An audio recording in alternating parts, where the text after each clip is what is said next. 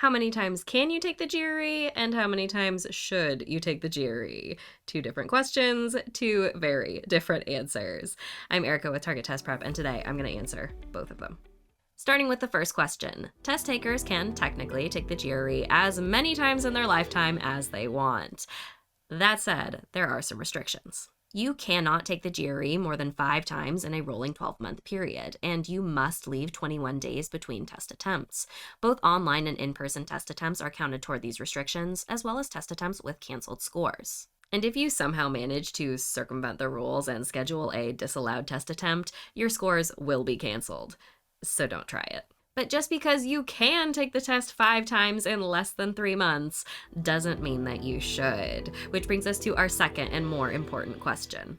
For the vast majority of test takers, the best choice is to schedule 2 test attempts, an initial attempt and a retake. Now, if your first attempt goes perfectly and you meet your score goal and you have no aspirations of further improvement, then you can always cancel your retake. But giving yourself a safety net and an opportunity to maximize your score by planning for a retake is always wise.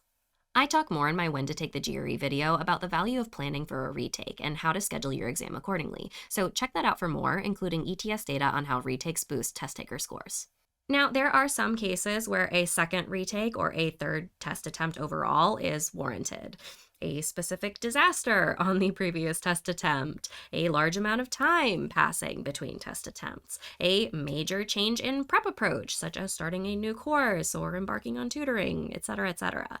Or maybe you're happy with your score already, but you have the time and money and want to see how you do in a low-pressure testing situation. But beyond that third test, you really need to start asking tough questions. What's different about this attempt?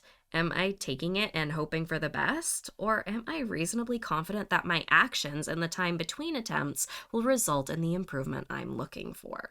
You should not need 2 hands to count the number of times you've taken the GRE. I've seen too many students desperately retaking while their mental and emotional state deteriorates, when instead taking a step back, re-evaluating, and trying a more considered approach would have served them far better.